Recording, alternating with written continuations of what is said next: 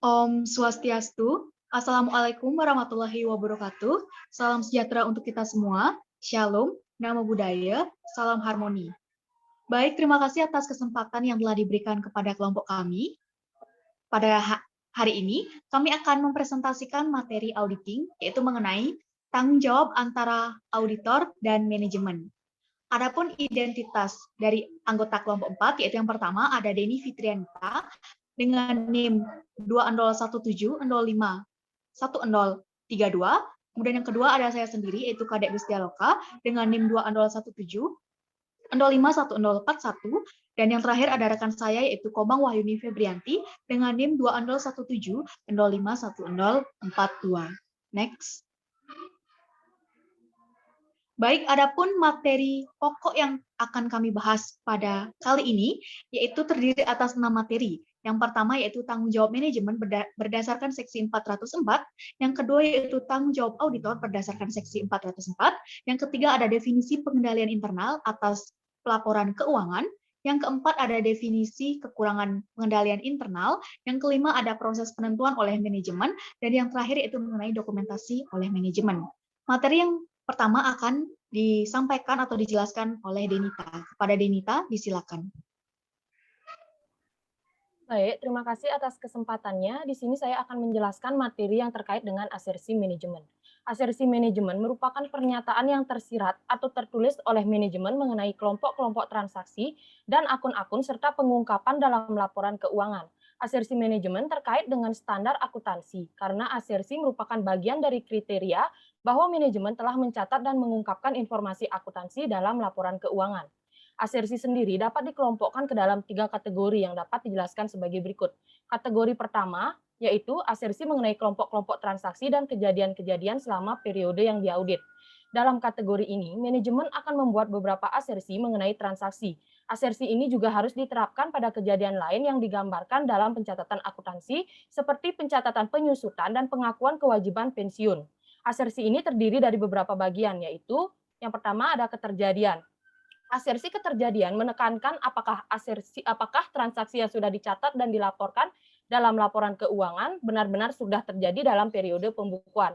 Yang kedua ada kelengkapan, yang mana asersi ini menekankan apakah semua transaksi yang seharusnya dimasukkan dalam laporan keuangan sudah dicatat dengan lengkap. Yang ketiga ada akurasi, di mana asersi ini membahas apakah transaksi telah dicatat dengan jumlah yang benar. Yang keempat ada klasifikasi. Asersi klasifikasi menekankan apakah transaksi telah dicatat dengan nama akun yang tepat, dan yang terakhir adalah asersi pisah batas, membahas apakah transaksi telah dicatat pada periode pembukuan yang tepat. Kategori yang kedua adalah asersi mengenai saldo akun. Asersi ini menekankan pada keberadaan, kelengkapan, penilaian dan alokasi serta hak dan kewajiban, yaitu sebagai berikut. Keberadaan. Asersi keberadaan berkaitan dengan apakah aset, liabilitas, dan ekuitas yang dimasukkan dalam neraca benar-benar ada di tanggal neraca tersebut. Yang kedua ada kelengkapan. Asersi ini berkaitan dengan apakah semua akun yang seharusnya disajikan dalam laporan keuangan benar-benar telah dimasukkan dalam laporan keuangan. Yang ketiga ada penilaian dan alokasi. Asersi ini terkait dengan apakah aset, liabilitas, dan ekuitas sudah dimasukkan dalam laporan keuangan dengan jumlah yang tepat, termasuk setiap penyesuaian yang menggambarkan nilai aset pada nilai realisasi bersihnya. Dan yang terakhir ada hak dan kewajiban. Asersi ini menekankan apakah aset merupakan hak entitas tersebut dan liabilitas merupakan kewajiban dari entitas tersebut pada tanggal atau periode tertentu. Dan kategori yang ketiga adalah kategori asersi mengenai penyajian dan pengungkapan. Asersi ini menjadi sangat penting karena meningkatnya kompleksitas transaksi dan kebutuhan untuk meningkatkan pengungkapan mengenai transaksi. Asersi ini mencakup beberapa hal, yaitu keterjadian dan hak dan kewajiban. Asersi ini membahas apakah kejadian yang diungkapkan sudah terjadi dan merupakan hak dan kewajiban dari entitas tersebut. Yang kedua ada kelengkapan. Asersi kelengkapan berkaitan dengan semua pengungkapan yang diharuskan telah dimasukkan dalam laporan keuangan. Yang ketiga ada akurasi dan penilaian. Asersi ini berkaitan dengan dengan apakah informasi keuangan telah diungkapkan dengan wajar dan dengan jumlah yang tepat. Dan yang terakhir ada klasifikasi dan pemahaman. Asersi ini terkait dengan apakah jumlah-jumlah telah diklasifikasikan dengan tepat dalam laporan keuangan dan catatan-catatan kaki, dan apakah penjelasan saldo dan pengungkapan terkait dapat dipahami. Baik, sekian materi mengenai asersi manajemen. Untuk materi selanjutnya akan dilanjutkan oleh rekan saya, Gustia. Untuk waktu dipersilahkan. Baik, materi selanjutnya yaitu mengenai jenis tujuan audit. Yaitu yang pertama, jenis tujuan audit terkait dengan transaksi, yaitu tujuan umum. Terdiri dari keterjadian, kelengkapan, akurasi, pemindahbukuan, dan pengikhtisaran. Klasifikasi serta penetapan waktu. Yang pertama yaitu keterjadian, berarti transaksi yang dicatat benar-benar ada. Tujuan ini terkait dengan apakah transaksi yang dicatat telah benar-benar terjadi. Kemudian yang kedua yaitu kelengkapan, yang berarti transaksi yang ada telah dicatat. Tujuan ini terkait dengan apakah semua transaksi yang harus dimasukkan dalam jurnal telah benar-benar dimasukkan. Kemudian yang ketiga ada akurasi, yang berarti transaksi yang dicatat disajikan dalam jumlah yang benar. Tujuan ini terkait dengan akurasi informasi atas transaksi akuntansi dan merupakan salah satu bagian dari asersi manajemen untuk kelompok-kelompok transaksi. Kemudian pemindahbukuan dan pengikhtisaran, yang berarti transaksi yang dicatat telah dimasukkan dalam arsip utama dengan tepat dan telah diikhtisarkan dengan benar. Tujuan ini terkait dengan akurasi pemindahan informasi dari transaksi yang dicatat di jurnal ke buku besar utama dan buku pembantu. Kemudian ada klasifikasi, yang berarti tujuan atau transaksi yang dimasukkan dalam jurnal klien telah diklasifikasikan dengan tepat. Tujuan ini terkait dengan apakah transaksi-transaksi telah dimasukkan ke dalam akun yang tepat dan merupakan penyeimbang dari asersi manajemen terhadap klasifikasi untuk kelompok-kelompok transaksi. Kemudian yang terakhir yaitu penetapan waktu, yang berarti transaksi dicatat pada tanggal yang benar. Tujuan penetapan waktu untuk transaksi merupakan penyeimbang asersi pisah batas manajemen. Selain tujuan umum, juga terdapat tujuan khusus audit terkait dengan transaksi. Setelah tujuan umum, tujuan khusus yaitu berhubungan dengan setiap kelompok transaksi yang penting dapat dikembangkan. Jadi, kelompok-kelompok transaksi tersebut biasanya termasuk penjualan, penerimaan kas, pembelian barang dan jasa, dan sebagainya. Setidaknya ada satu tujuan audit khusus terkait dengan transaksi yang harus dimasukkan ke dalam setiap tujuan umum. Audit terkait transaksi, kecuali jika auditor yakin bahwa tujuan umum audit terkait transaksi tidak relevan atau tidak penting dalam situasi tersebut. Materi selanjutnya akan dilanjutkan oleh Wahyuni Febrianti. Baik, terima kasih atas waktu yang telah diberikan. Materi selanjutnya yaitu mengenai tujuan audit terkait saldo. Adapun tujuan audit terkait saldo, yang pertama yaitu tujuan umum, yang terdiri dari keberadaan. Tujuan ini terkait dengan apakah jumlah yang dimasukkan dalam laporan keuangan memang semestinya dimasukkan dalam laporan keuangan tersebut. Yang kedua yaitu kelengkapan. Tujuan ini terkait dengan apakah semua jumlah yang semestinya dimasukkan sudah benar-benar dimasukkan. Yang ketiga yaitu akurasi. Tujuan akurasi mengacu pada jumlah yang dimasukkan pada perhitungan matematis yang benar. Suatu persediaan dalam daftar persediaan klien bisa menjadi salah karena jumlah unit persediaan yang ada salah saji atau harga per unitnya salah. Selanjutnya yaitu klasifikasi. Klasifikasi melibatkan penentuan apakah yang dimasukkan pada daftar milik klien dimasukkan dengan benar ke dalam akun buku besar. Yang selanjutnya yaitu pisah batas. Untuk menguji pisah batas saldo akun, tujuan auditor adalah menentukan apakah transaksi dicatat dan dimasukkan ke dalam saldo akun pada periode yang benar. Yang selanjutnya yaitu nilai terrealisasi. Tujuan ini menekankan apakah saldo akun sudah dikurangi dengan penurunan dari gaya historis ke nilai terrealisasi bersih. Dan yang terakhir yaitu hak dan kewajiban. Selain eksistensi, kebanyakan aset harus dimiliki sebelum dapat diterima untuk dimasukkan ke dalam laporan keuangan. Demikian pula liabilitas harus merupakan kewajiban dari entitas tersebut. Yang selanjutnya yaitu tujuan khusus audit terkait saldo.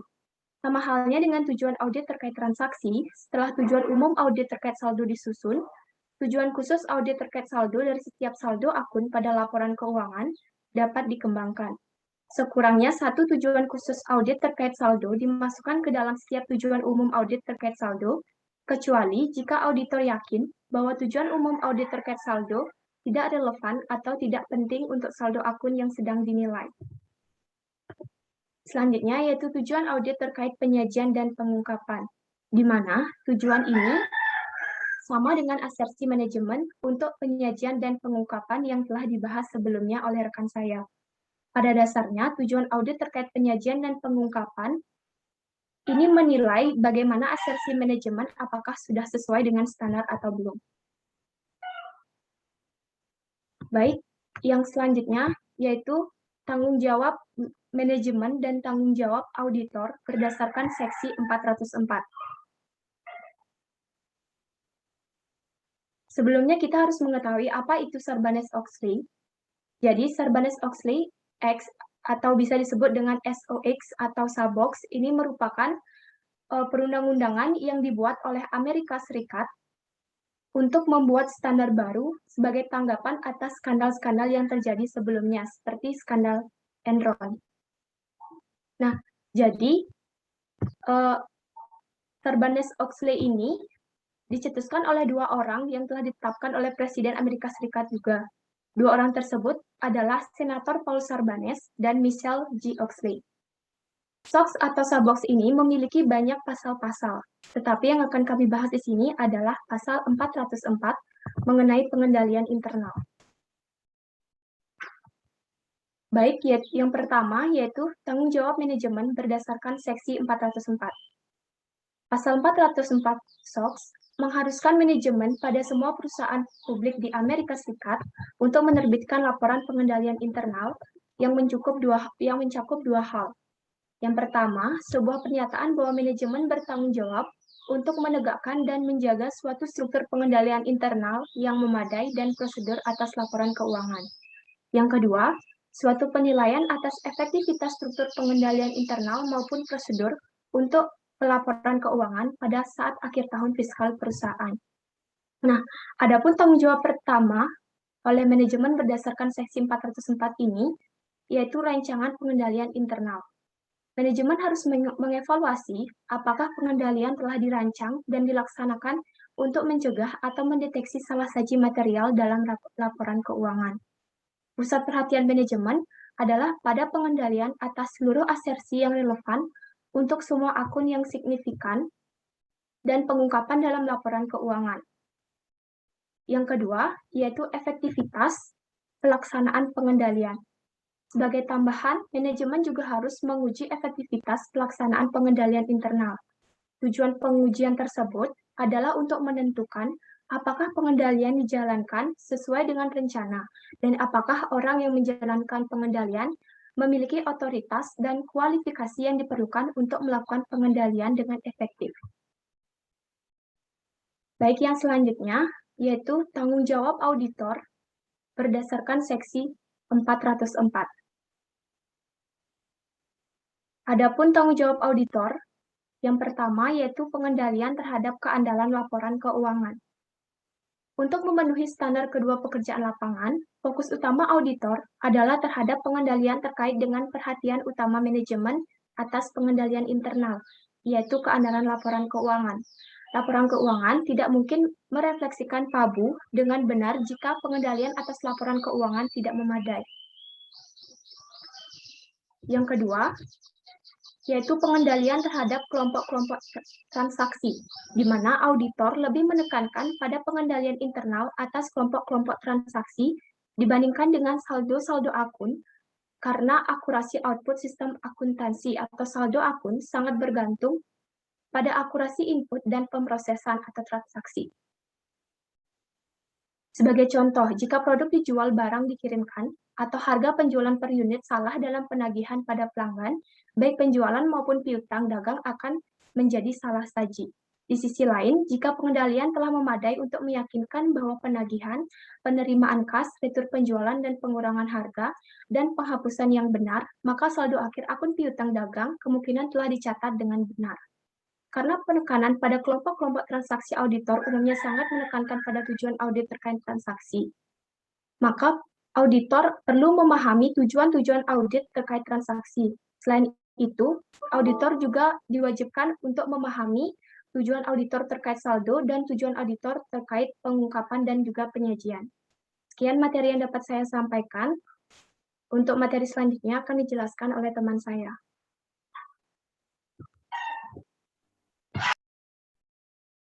Baik, di sini saya akan melanjutkan pembahasan materi yang ketiga, yaitu terkait dengan definisi pengendalian internal atas pelaporan keuangan. Next. Sebelumnya dapat kita lihat definisi pengendalian internal sendiri, yaitu sebuah proses yang dirancang, diimplementasikan, dan dipelihara oleh pihak yang bertanggung jawab atas tata kelola, manajemen, dan personil lain dalam menyediakan keyakinan memadai tentang pencapaian tujuan entitas yang berkaitan dengan keandalan pelaporan keuangan, efisiensi dan efektivitas operasi, dan kepatuhan terhadap peraturan perundang-undangan yang berlaku guna memberikan keyakinan yang memadai. Dilihat dari definisi tersebut, maka dapat dikatakan bahwa pengendalian internal sendiri merupakan bagian dari proses bisnis yang dikelola melalui proses manajemen, perencanaan, pelaksanaan, dan pengawasan.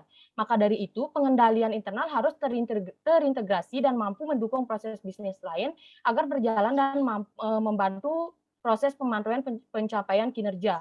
Lalu bagaimana dengan pengendalian internal atas pelaporan keuangan? Secara sederhana dapat dijelaskan bahwa pengendalian internal atas pelaporan keuangan merupakan pengendalian yang secara spesifik dirancang untuk memberikan keyakinan yang memadai bahwa laporan keuangan yang dihasilkan sebuah instansi merupakan laporan yang andal dan disusun sesuai dengan standar akuntansi yang berlaku.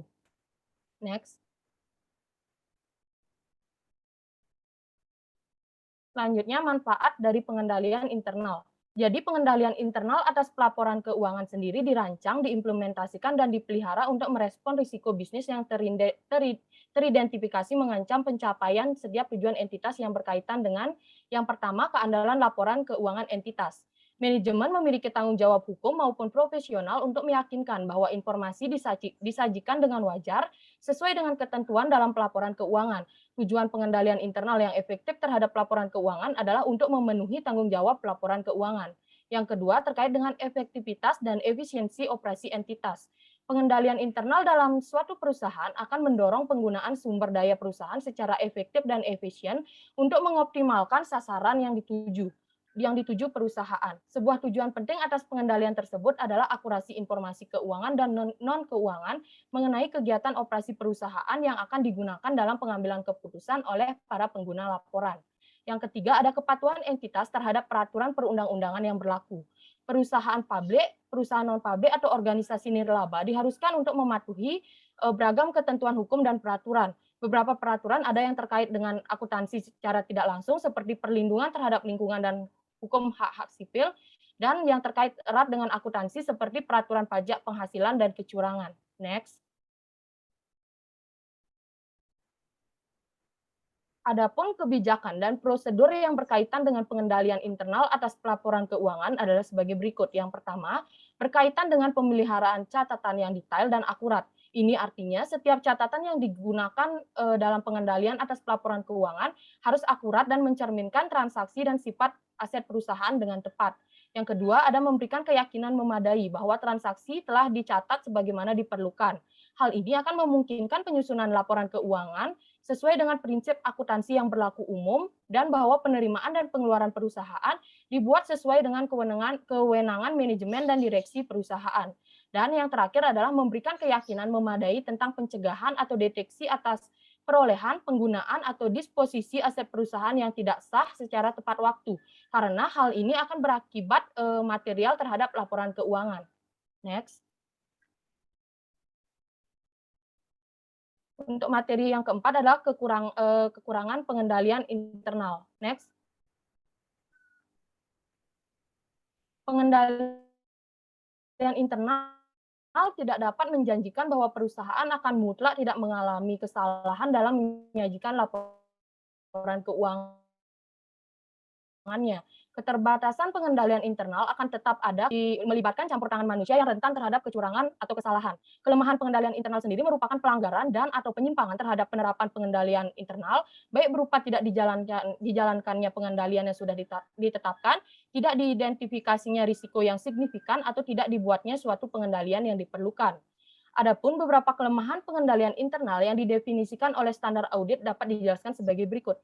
Yang pertama, kekurangan pengendalian merupakan kekurangan yang muncul apabila rancangan atau pelaksanaan pengendalian tidak memungkinkan personil perusahaan untuk mencegah atau mendeteksi salah saji dengan tepat waktu. Yang kedua, ada kelemahan material yang merupakan suatu kekurangan atau kombinasi dalam pengendalian internal atau pelaporan keuangan yang sedemikian rupa sehingga terdapat kemungkinan logis bahwa salah saji material atas laporan keuangan tahunan atau interim tidak dapat tercegah atau terdeteksi secara tepat waktu. Dan yang terakhir adalah kekurangan signifikasi, merupakan kekurangan pengendalian atau kombinasi dalam pengendalian internal atas pelaporan keuangan yang muncul sebagai akibat dari kemungkinan yang lebih kecil bahwa suatu salah saji yang cukup material tidak dapat dicegah atau dideteksi. Baik, sekian materi dari saya. Untuk materi selanjutnya akan dilanjutkan oleh rekan saya. Next. Baik, materi yang kelima yaitu mengenai proses penentuan dalam manajemen. Proses penentuan dalam manajemen ini berkaitan dengan fungsi dasar manajemen, yaitu yang pertama mengenai perencanaan atau planning, yang kedua pengorganisasian atau organizing, yang ketiga ada pengarahan atau activating, dan yang keempat yaitu mengenai pengawasan atau controlling. Yang pertama yaitu mengenai perencanaan atau planning. Perencanaan adalah suatu proses untuk menentukan tujuan yang akan dicapai serta langkah-langkah yang harus diambil untuk mencapai tujuan tersebut. Misalnya seperti di perusahaan di awal pembentukannya itu menentukan visi dan misi perusahaan itu sendiri. Visi ini berarti tujuan jangka panjang yang akan dicapai dan misi merupakan cara yang harus dilakukan untuk mencapai tujuan tersebut. Setelah menentukan visi misi, suatu perusahaan dapat menyusun job desk atau daftar kerja yang bertujuan untuk mencapai tujuan tersebut. Jadi semakin detail suatu job desk atau daftar kerja, maka semakin mudah pula dalam mengukur kinerja karyawan. Kemudian yang kedua, pengorganisasian. Pengorganisasian adalah suatu proses pemberian tugas, pengalokasian sumber daya, serta pengaturan kegiatan secara terkoordinir kepada setiap individu dan kelompok untuk menerapkan rencana.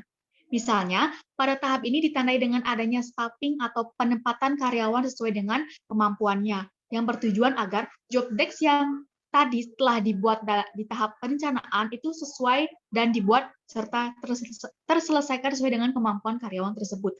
Biasanya, tugas pengorganisasian ini dilakukan oleh manajer. Yang ketiga yaitu pengarahan atau kepemimpinan atau yang disebut dengan activating. Kepemimpinan adalah proses untuk menemukan semangat dan motivasi karyawan agar bekerja dengan giat serta membimbing mereka melaksanakan rencana untuk mencapai tujuan perusahaan. Secara umum terdapat 3 tahap pengarahan oleh pemimpin atau activating, yaitu yang pertama ada directing, yaitu memberikan pengarahan ke bawahan. Yang kedua ada influencing, yaitu mempengaruhi karyawan untuk bekerja dengan baik. Dan yang ketiga ada motivating, yaitu memberikan motivasi kepada karyawan supaya kinerjanya terjaga dan tentunya ada peningkatan kinerja. Yang keempat yaitu mengenai pengawasan atau controlling. Controlling adalah mengukur, membandingkan, menemukan penyimpangan, dan memperbaiki kegiatan organisasi yang dilakukan untuk mencapai tujuan atau sasaran. Misalnya, apabila terdapat penyimpangan, maka koreksi harus dilakukan. Dan apabila ditemukan hasil yang berbeda dengan tindakan yang direncanakan di awal, maka harus diidentifikasi dan mengambil tindakan yang kiranya diperlukan untuk memperbaiki dan meningkatkan kinerja perusahaan. Next.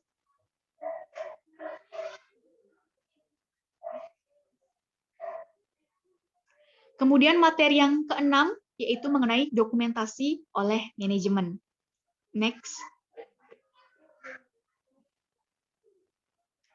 Baik, sebelum menjelaskan secara detail mengenai dokumentasi oleh manajemen, tentu kita harus mengetahui terlebih dahulu apa pengertian dari dokumentasi. Menurut Kamus Besar Bahasa Indonesia atau KBBI, dokumentasi berhubungan dengan pengumpulan, pemilihan, pengolahan, dan penyimpanan informasi dalam bidang pengetahuan. Selain itu pula, dokumentasi dapat diartikan sebagai proses pemberian maupun pengumpulan bukti dan keterangan berupa gambar, kutipan, guntingan koran, dan bahan referensi lainnya. Next. Jadi, berdasarkan pengertian dari KBBI tersebut, dapat kita simpulkan bahwa secara sederhana, dokumentasi ini merupakan suatu proses pengumpulan atau suatu proses bentuk kegiatan atau proses yang sistematis dalam melakukan pencatatan, pemakaian, penyelidikan, penghimpunan, dan penyediaan dokumen untuk memperoleh penerangan pengetahuan, keterangan, dan bukti untuk kemudian disebarluaskan kepada pihak yang berkepentingan. Next. Jadi dalam proses bisnis, dokumentasi ini penting, khususnya menyangkut dari kegiatan bisnis itu sendiri.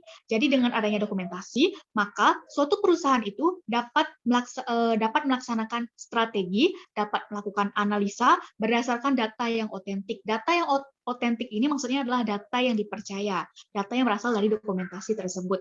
Selain itu pula, dengan adanya dokumentasi, maka bisnis ini dapat mengetahui bagaimana kondisi perusahaan.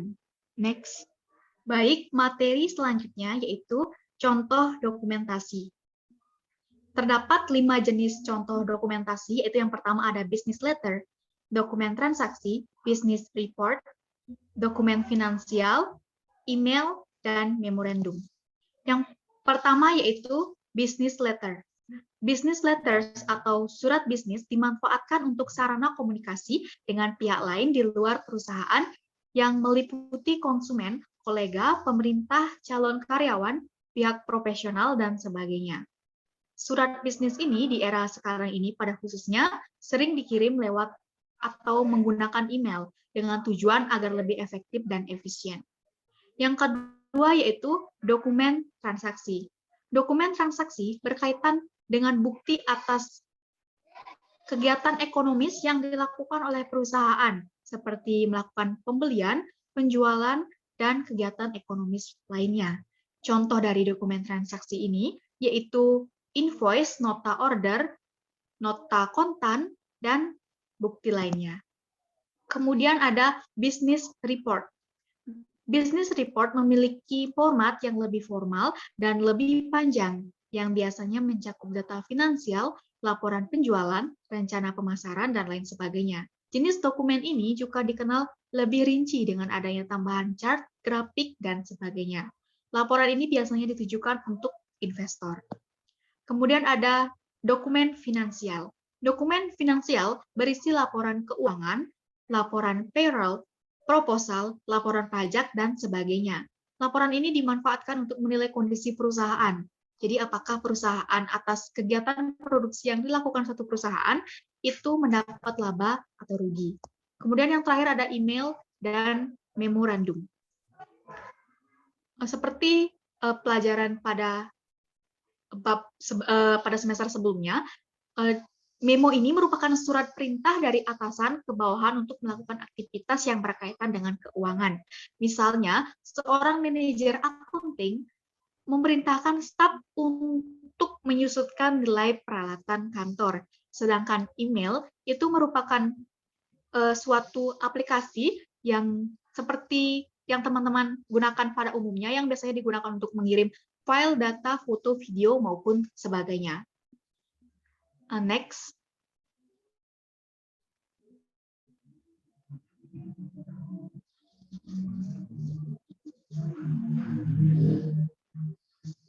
Baik, materi selanjutnya yaitu mengenai fungsi dokumentasi dalam perusahaan.